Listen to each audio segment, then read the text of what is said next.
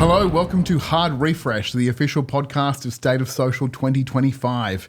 What are we doing here, you might ask? Well, we're polishing off our standard issue, State of Social crystal ball, and gazing deep into the next 25 years of digital marketing. What are the trends, the technologies, the cultural shifts, maybe even the controversies that are going to shape this industry and in turn society at large?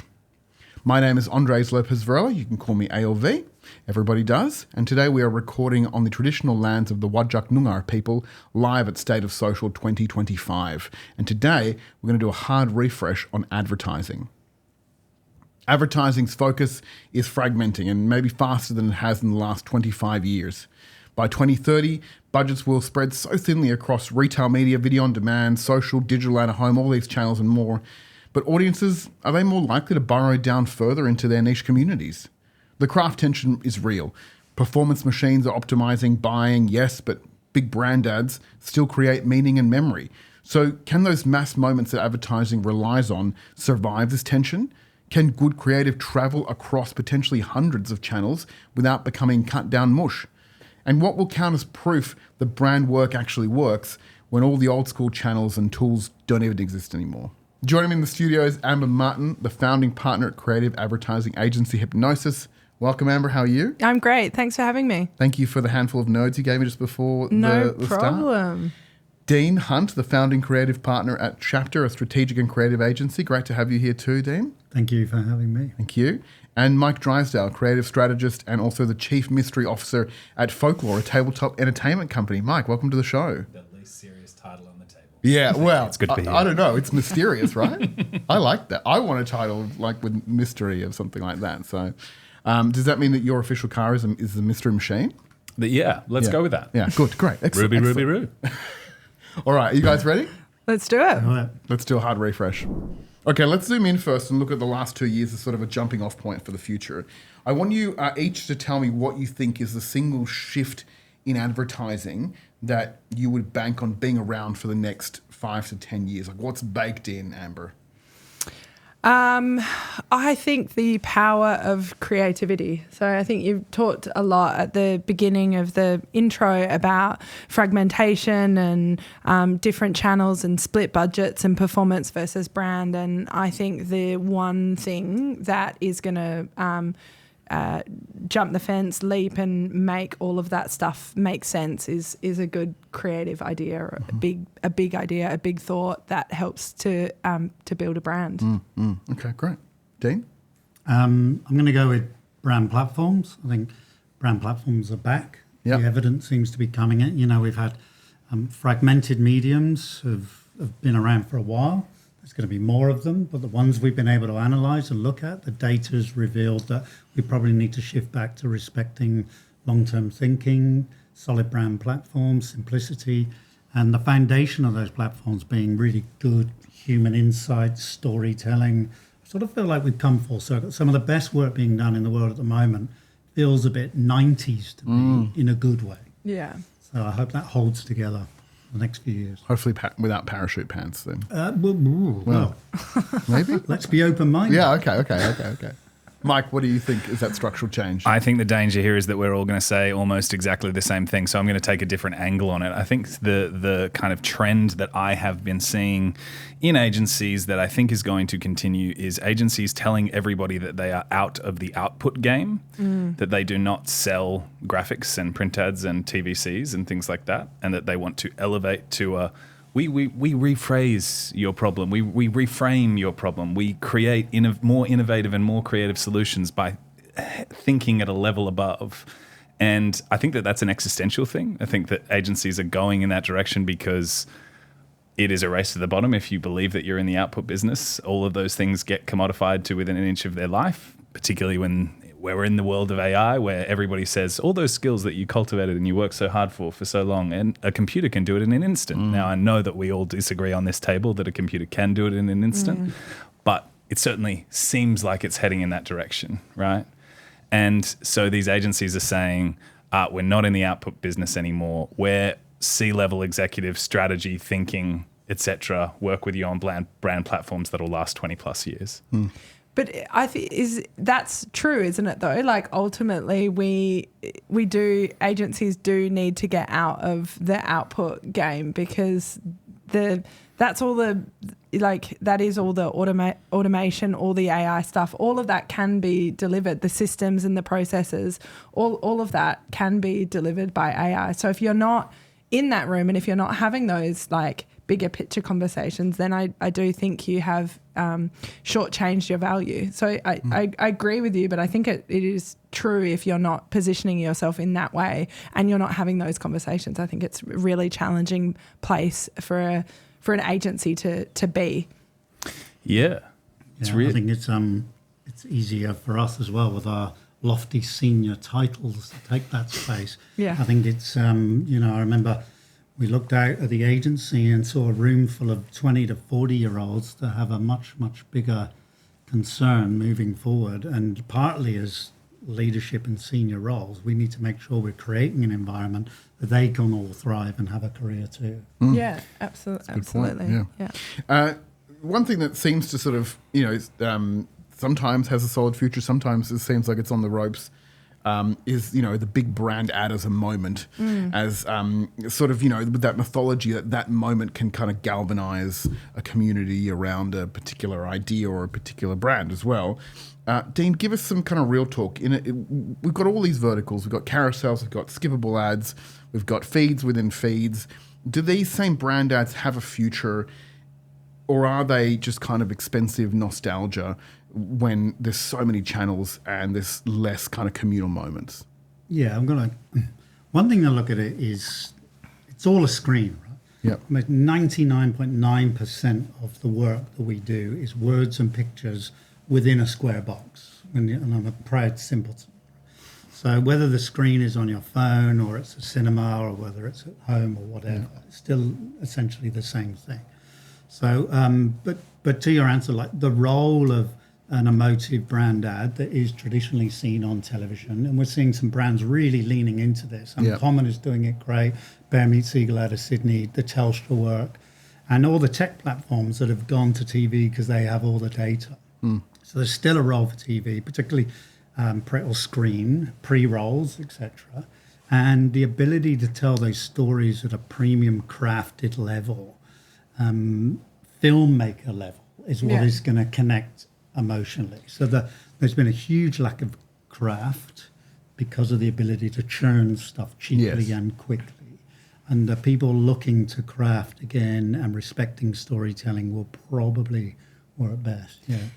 Yeah, no, I was just going to say the example that you gave of Bear Meets Eagle on Fire and the Telstra work, like that was one of them in particular with the guy sort of walking like this, the whistling, like an earworm, incredibly well crafted, wonderful storytelling that then had an entirely separate life in social. So it was adopted in TikTok. You saw athletes during games celebrating and doing it. You saw real estate agents doing their walk through their, of houses on TikTok doing the walk. So I think when you, connect deeply with people and you express that in a really interesting, creative way, that can live anywhere as long as it's really, really insightful and done well. I think it will cut through. And that was organic, right? I think so. I don't know if it was manufactured. Amplified. Yes, I think they realized. I think they realized that they were onto something and went, "Oh, let's embrace that." Yeah. We have a metaphor which is, it's matching. In a way, that's matching luggage, right? Yeah. You had a TV ad with a guy doing this, and then you got social people doing this. Yeah. But it was matching luggage with a different shaped bag. Like you can have consistent thinking. Yeah. But it can come alive in different mediums in really interesting ways. Absolutely. And as long as the idea is interesting, it can show up. Yeah. And I think it's just about how you're using those channels. I think it seems like sometimes marketers are. I mean, what you've mentioned about like that Telstra example with the walking guy is a good example where it happens kind of accidentally or by serendipity. But sometimes it also seems like marketing teams, marketers agencies are kind of hooked on that concept of sort of making that happen. Like trying to create integrated advertising, which maybe forces that, right? If you like, where it's just one big sort of film with cut down versions, vertical versions. I mean, how do we get away from that in the future, Mike? Like, what's going to make an idea travel, like Amber says, across all those different everything from retail media, ambient stuff, to connected TVs, to TikTok, without feeling like scraps or crumbs or like it doesn't fit? I love what's in the name of Dean's business, brand leadership. That idea that I think what you guys are talking about, having about a consistent way of thinking, a consistent idea throughout the many different iterations. I think where there is possibly a little bit of inauthenticity within the current advertising landscape is the way that we pitch ourselves as sort of, I don't know, this is an old school saying, but creative masters of the universe type thing. And the idea that we can solve any problem with our creativity. And yet what we've been doing for 60 years is we've been creating print ads and TVCs.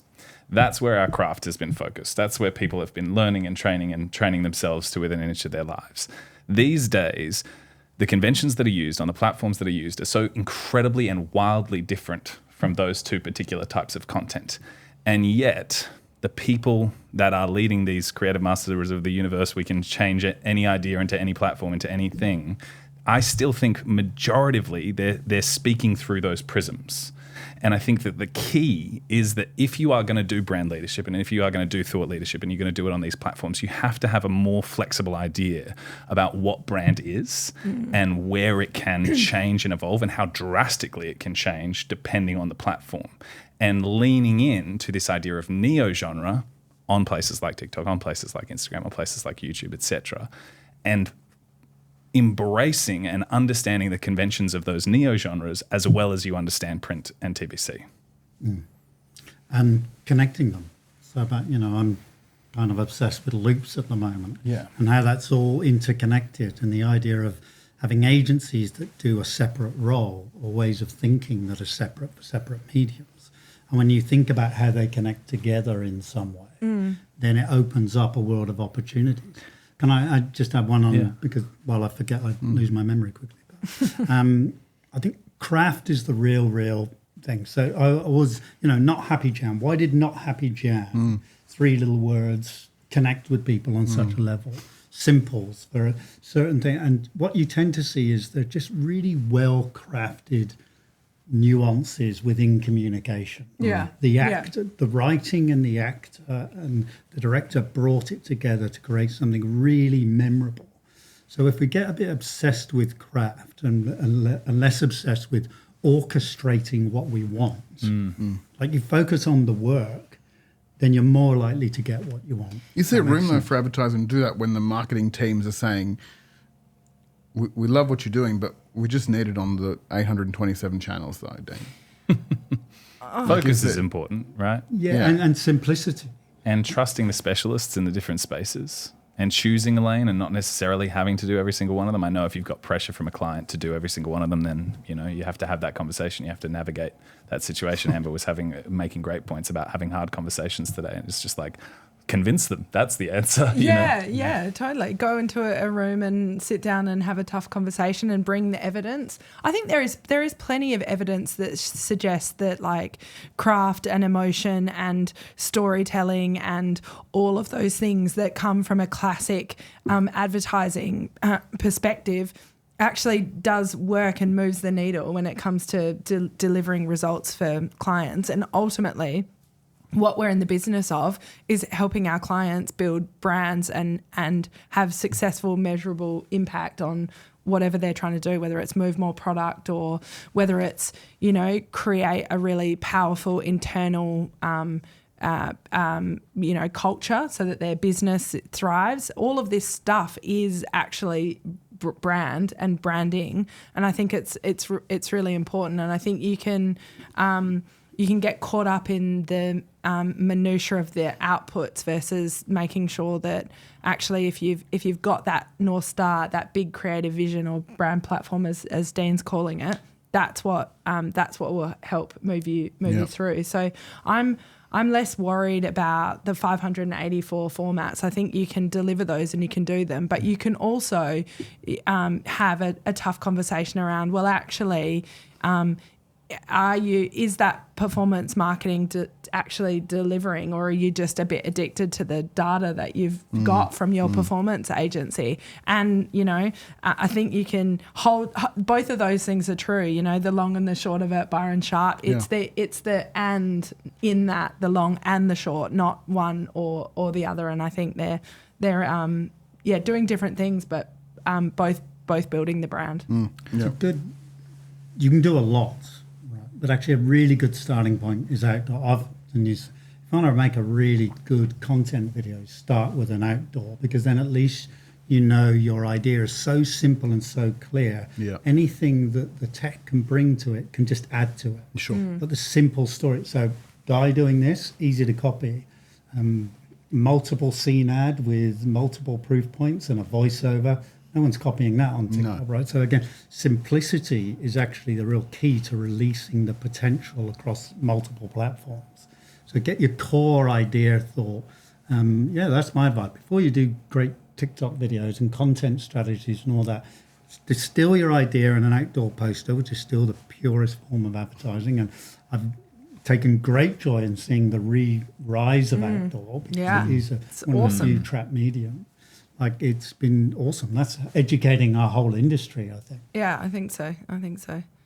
So advertising, of course, is, a game partially, mostly maybe, you tell me, of cultural relevance, of being the right place, the right time, with the right vibes, connecting in the right way. And here in Australia, there's kind of a clear sense of differentiation, for better or for worse. There's this kind of antipodean sort of, inward facingness. It's like, we're special, we're different, we're unique in some way, shape or form, I'm interested in understanding what you think is uniquely Australian about the kind of advertising that will work here in the future. Like, our society has changed a lot over the past 5 years, with the pandemic and sort of, the effects that has had on all aspects of our lives and continues to have. What should, Australian advertising in particular, Mike, think about moving forward that's going to work here, that's going to be unique and sort of encapsulate a sense of our own identity and reflect it back to us? That's a good question. And it's not one that I have a specific answer for. So if anyone wants to jump in, if it's struck a lightning bolt in you, then feel free to. But I think for us in Australia, I think we are still somewhat lucky. We live in an incredible place and there's incredible opportunities here. But I think we're also facing this ever increasing tide of inequality that will continue, that has already hit the US incredibly hard and England and the UK incredibly hard. And I think it is coming for us as well. And there are people that are feeling it as well. You're already talking about people who are feeling climate change, the effects of climate change in their everyday lives right now. And I think that these tectonic plate shifting things that are happening in our society, and that people will start to feel the pinch again and again and again and more and more and more, you're probably going to see a sentiment shift in the way that we tell stories and the way in which the emotions that we tap into and what you can promise as a brand, as opposed to what feels almost insulting to promise as a brand. Because of the realities of people's everyday lives. Yeah, I think that's really interesting. I also think it's about understanding who your audience is. So we're talking like Australia's a pretty broad and diverse place. Totally. And I think there's loads of different micro communities and different people interested in different things. So I think I think there's two ways that you can go at it. You can go one where you go really, really niche. So find those audiences that are interested in very specific things and find ways for those to be relevant to your product or service. So if you're a car manufacturer, maybe you're focused on, a particular culture of people that are into camping or whatever it may be. So I think there's ways to find beliefs and interests and kind of dial down into that. But I also, on the other hand, with the Telstra example, I think there are ways in which you can talk to kind of broader insights of Australian culture in a really kind of interesting way. And I think there's a lot of marketing kind of these personas and people that are kind of made up in marketing boardrooms, actual not really that relevant and useful. And sometimes the most useful thing is to actually figure out what makes people think the same way and what brings people together and play into that. So rather than dividing them all up, it's like, okay, well, what is unifying about this brand and this thought? Like, I think a lot about the Matildas and the way that they united and galvanised Australia around a common goal, a central thought, and really inspired, Australia, and allowed like us to be patriots. Yeah. And it has been a while, like a bit of a tangent. But theory on that, because I'd love to, because you've done sport, because football isn't the number one code in Australia, which is unique globally. Right? Yeah. It was like the fact it came from female football was a better part of the story. But culturally, I think people were craving to be patriotic. To your point, like we haven't been able to hang an Australian flag up because that has been co-opted. The flag has kind of been co-opted Trump. And feels a bit, a bit awkward or something. And so the fact that you can wear your Australia jersey with pride around the Matildas, it allows you to be patriotic in a way that I think was missing for a long time. I think people were just stoked about it, and they were hungry. But also Australians love sport, they love an underdog, that kind of thing. So I think it was a perfect, it's a safe space to do national pride. Exactly, absolutely. I think you guys are doing great stuff in this space, particularly amongst WA audiences, which largely get ignored by big national brands. But the nuances of the audiences over here are fascinating. Totally. Fascinating part of the world. Like if you work in New York, which would be terribly exciting, but we're not going to change that. But I think in Western Australia, this was such a young, emerging market. To be able to talk to those people is fascinating. I found the Bluey talk was really interesting. Like the success of Bluey and how it's portrayed Australians and Australian culture beyond the obvious. And gone more niche. And this exciting idea that I think the rise of independence and smaller independence means we can have niche lanes more. When you only need 6 clients each, you can have you can get really specialized on your audience, your offering, and get better connection.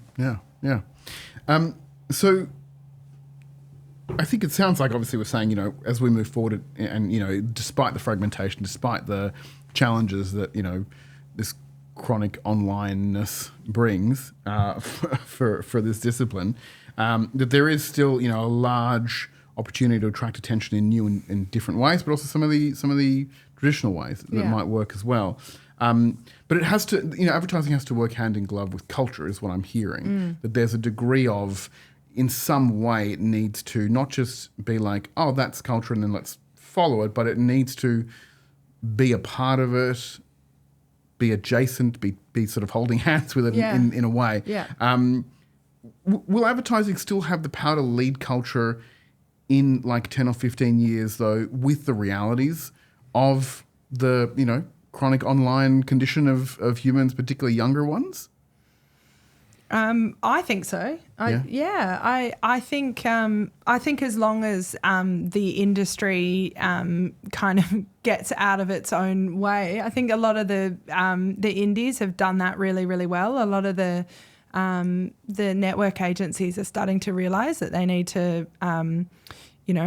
that start to understand what's going on in culture and be a bit more connected to it. So the talk that I did here today was around, getting out of your glass towers. And what I meant by that was stepping out of the boardroom and onto the ground and having real conversations with real people to understand what is going on in their lives, what's making them tick, what are they mad about, what are they excited about, what's driving them. And so I think if agencies can embrace that and not be afraid to kind of let the audience into their process as well, I think we can become super protective as well of our work and our process. And I think, if you can open those doors a little bit at the right moments, I think it can create something super powerful. And I do genuinely believe that we have the power to influence culture and should be aiming for that with all of the kind of work that we're doing. I think it's a awesome like North Star. It's like the power of creativity to shift culture is like It's pretty cool. yeah. I think before we've been able to control what with the audience they think, and now we're opening to your glass. We're opening it up, and it's a relationship. Yeah. So I think we've got to be open to being less manipulative. Yeah. And a bit more open to letting culture define us and the audience tell us what they want, Yes. and us be able to adapt and change to And that. be more responsive to Be it. responsive to it, Yeah. which often means being really nimble, Yeah. letting go of set beliefs. I don't think anyone really knows where this is going. It feels a bit like sometimes we're video shops arguing who's got the best video collection and someone's building Netflix next door. Yeah. And I think we should be just stepping outside of our video shop and going, okay, what's going on out here? And I'm open and I'm nimble and I'm going to go with it because there's going to be upsides. From what I can see, every technology that's ever been invented, there's a huge upside. I mean, we usually see the upside first, and then the downside reveals itself. Yes. We invent the car, the Industrial Revolution. It's fantastic. 100 years later, oh Christ, it's ruined the planet. So, and I think AI and all that's going to happen. So it's just being open to taking advantage of the best bits and playing our role in making it good and not bad as good communicators or good human beings. Yeah. I'm going to be a little bit contrarian here. Please. I don't think advertising is leading culture at all. I think it's responding to culture. I think it's trying to keep up with culture. I think sometimes it's reflecting culture. I wonder if Not Happy Jan was made today, if it would even be the cultural moment that it was when it was made, especially if it was put out mainly as a TVC. It might be a cultural moment among 55 plus, but what about everybody else? I think culture, the way that it lives now, is it starts in small niche pocket communities and then it explodes outwards, but it starts as a very tight, very important nucleus. Yep.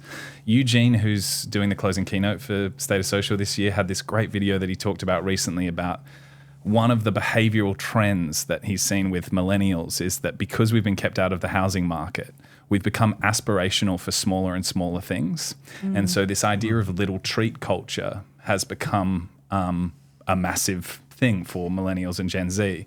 And so we're becoming aspirational about buying a $30 sandwich or having a Labubu, which has become one of the biggest toy sellers in the world in a matter of moments because of something that happened. And I think it's actually in highly creative businesses and entrepreneurs. And I think that these entrepreneurs that are starting these businesses that start off as micro businesses and then explode in culture or create a wave of a new thing is leading culture more than advertising is. I think it is in the entrepreneurs. And I think that we've got this battle right now between advertising agencies and these people who have self-started their own businesses and are potentially creating their own content or have reached a certain market capitalization by themselves without advertising agencies. And then advertising agencies are saying, we'll solve all your problems because we're the masters of the universe. And they're going, we've kind of got that covered.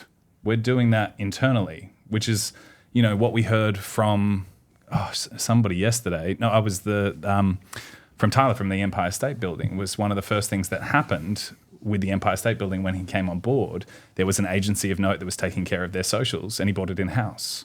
And so there was something that was happening internally within. And so I do think as marketers, if we work hard with brand leadership to create influential brands, our brands can be a part of a shift in culture. But for me personally, I don't think advertising is leading culture right now. Fair enough. Yeah. And maybe, I think I'm going to nick this off Joe Staples from Whedon and Kennedy, who said this 10 years ago, the future of advertising is probably not advertising. But the mass of the universe thing, I think there's a great shift in my own head that I'm not here to provide answers.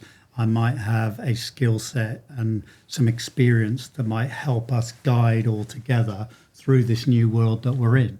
So, I'm going to join the wagon train with other smart people and let's go on this journey. But the idea of anyone is saying, I know and I have the answer. So it's about picking partnerships. And that's why I think we're better, agencies are hopefully getting better, that you don't have to appeal to all clients. Your best likely way of succeeding is to be really aligned. Very because it's going to get a bit scary, right? So you want to be with people that really are on board with you. Can I make one final point on it? Is just to say that I think the way forward is to really kind of bookend ALV's sort of questions here, and what we've been talking about is the idea of we're seeing fragmentation across the board into many, many, many, many micro niches, and even with culture, it's like there is no such thing as a monoculture, right? Yeah. It's fragmentation. I think the agency's job in 2025 and beyond is to unify, is to find what transcends.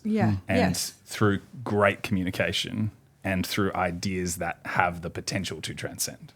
Totally, but to I agree with that. But to your earlier point around, like, I would argue that an entrepreneur that has built their own business and that's doing amazing things, that's got to a certain size, venture cap, whatever, I would say that what they have been doing is probably advertising. Like, I think content creation, and whether they've done it internally or they've used a classic ad agency, what they're doing is building a brand. They're building a story, they're building narrative, they're building a reason for people to give a shit about their product or service. And that ultimately is what advertising is designed to do. So whether they're using an agency or not, I think there is a through line, even though they may be going about it in a slightly different way. And I think that's okay. It's still the power of building a brand. Yeah, I love that. And I love this thing about letting the brand lead the way. I mean, I have this kind of thing, is that the brand often doesn't get a voice in the boardroom.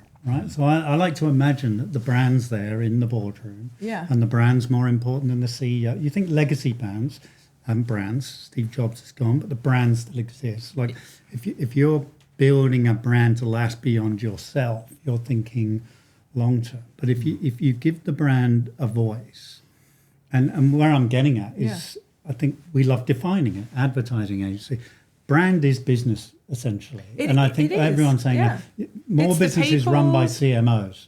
Because the separation of the two is kind of crazy. Weird. Your brand is your business. Your business is your brand. Absolutely. You can't really name one that isn't the case. So why separate the whole thing? This has been great. I love this. But before we wrap it up, I want to do. We've got just enough time to do the refresh round. So these questions are for your spiciest hot takes. No holds barred. Okay.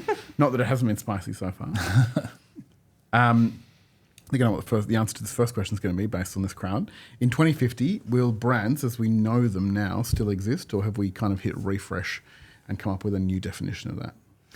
I think brands will exist. I think the way that I would define a brand is what someone says about you when you're not in the room. It's what they remember.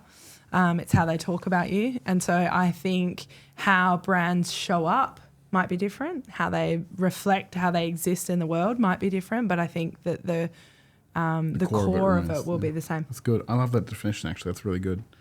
All right. It's not mine. I pinched it, I'm sure. Thanks to whoever said that. All right. What's one marketing buzzword you'd refresh straight into the garbage? I wanted to answer that last question. Oh, sorry. Or do we get one each? Yeah, I mean, you can dip in and out if you like. Can I dip on the brand? Yeah, dip in, yeah. Because I think, everything is brand, essentially. In nature, creatures brand themselves to let other creatures know who they are and what they do. Redback spider, great brand asset, right? So branding in a form has been around since the beginning of time, before we started talking about it and writing books about it. It's almost like advertising is taking the concept of branding and say, we own it. But it's way bigger than that. So of course it'll be around. It'll just be what forms it in. And maybe it will become less. And maybe we need this as an industry to own it less and let it be its thing. Let it breathe. In the real world. Yeah. All right, who's got a buzzword? Sorry, No, that's great. Thank you. A buzzword in the trash. Yeah. We got one? No. I don't know. There's so many. All of them? Yeah, Let's all of trash them. all of Right. them. Anything It's with like- an acronym. Can you say anything in a metaphor, in an anecdote that you can say without having to say the buzzword? Even authenticity, even agility, adapt, proliferate. We're gonna get sick of leadership and brand storytelling. I talk about storytelling all the time. I'm sick of storytelling too. Let's tell a story instead of talking about the importance of storytelling. Instead of telling a story about a story, just tell a story. Tell the story, yeah. Maybe just more simple. I think lots of clever people work in this industry, but the real skill is simplicity. And it's really, really hard to do. A lot of it, I think there's too many clever people in advertising.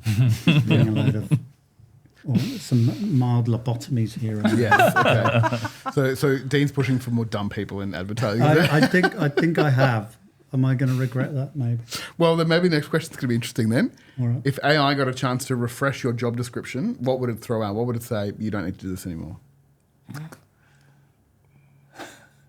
Oh, that's a hard one. Everything. You don't need to work clarify, anymore. I'll what do it bits for do you. I want it to The get rid CEO of? can Yeah, sack is you it- right now.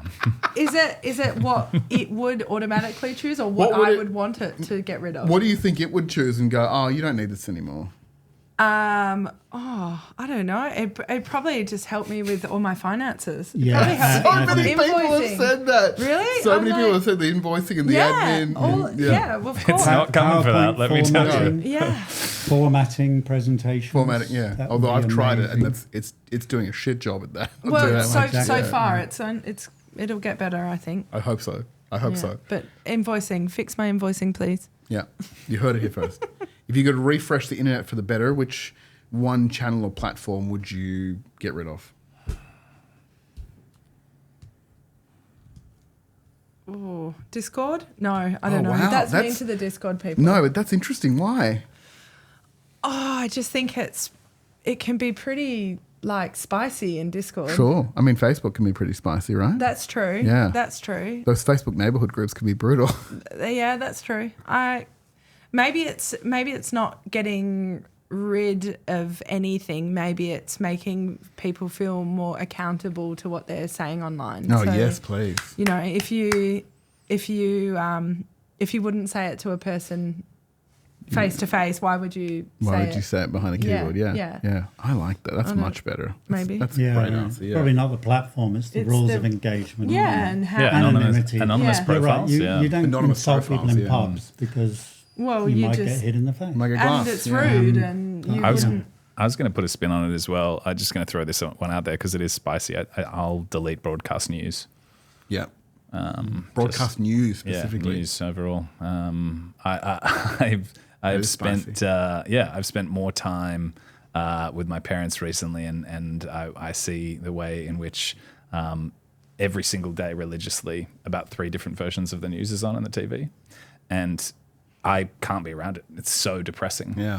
And also presented as objective what is clearly subjective. Yeah. Yeah. So I think it'd be an interesting experiment to see what happened if you just left us for 10 years with no formal media owned by billionaires. I asked you for spicy. That was spicy. That was Yeah, spicy. that's cool. All right, last one. When Gen Alpha comes in and refreshes marketing and looks back at us, what are they going to roast us for the most? What's the one thing they're going to be like, oh, I can't believe you did that? Oh, that's so hard. I don't see many of them coming into it. I think they'll be heading off to whatever that new world that we need to get out into. Yeah. I Yeah. mean, generally I think I've it's probably got another 10 years max in this industry, so I think I'll just make it and crawl onto the beach of retirement, hopefully fairly comfortable. But for me, when I grew up, the idea of being in advertising was like being in Hollywood or something. The fact that I Yeah. would be on television, Yeah. where to my children, the fact that I'm in advertising is a great embarrassment, I think. Yeah, right. It'd be interesting to see whether they come in. They won't be coming into the industry as we know it anyway. Yeah, yeah. So they'll Yeah. probably just create. I hope they don't come in and change advertising. I hope they're just creating something new. Yeah. Yeah, that's interesting. Should stop myself. No, Go don't. on. Don't. Go on. I think probably spending the best years of our lives and our creativity in helping build up big corporations. Maybe. I think the future is probably going to be filled with a lot more micro brands, a lot more local brands, a lot more sort of kind of going back way back and just sort of more trade, more Localized. Yeah. I agree with that. Yeah. Yeah, I think we'd all like that. I think you should have a cap on. If you make 10 mil, you get a badge. Maybe the world stops for a minute and then- gives you a congratulations. Then you're out. Yeah. We don't need multi-billionaires. No. You won capitalism. Congratulations. You won And capital, now- yeah. And I think, traditional advertising people, they're really good at solving problems. Yeah. It's like genuinely, if you can get good creatives, good strategists, good thinkers in rooms, they can solve a lot of problems. And I hope they get to solve problems beyond just writing TV commercials. Yeah. Because good. I think their brains are more valuable than we even know they are. Yeah, it's good. It's great. Thank you. That was fantastic. I think this is a great chat, a fun chat. Thank you so much. I think advertising is going to be okay, guys. I think it's going to make it. Amber Thank Martin, you. Dean Hunt, Mike Drysdale, thank you so much for joining me on the show, and I hope you enjoy the rest of State of Social. Power clap. Thank you. Thank you. Thanks. Loved it. If you like this refreshing conversation, you're going to love the rest of Hard Refresh. All episodes are now live on all your favorite podcast players, where you can join me and the smart minds of the State of Social 2025 crew as we dive deep into all the big topics and questions about what's next in digital marketing. And remember what your mum said, sharing is caring. So if you like what you hear or you see, then let someone else know and give us a rating so more people can discover the show. Hard Refresh is a co-production of State of Social and Original Audio. The show is produced by me, Andrés López-Varela, and Aaron Matthews for Original Audio. Big thanks to Cal McLean for production support and to Meg Coffey, our executive producer. I'm ALV, thanks for tuning in, and join me next time when we hit refresh on something new.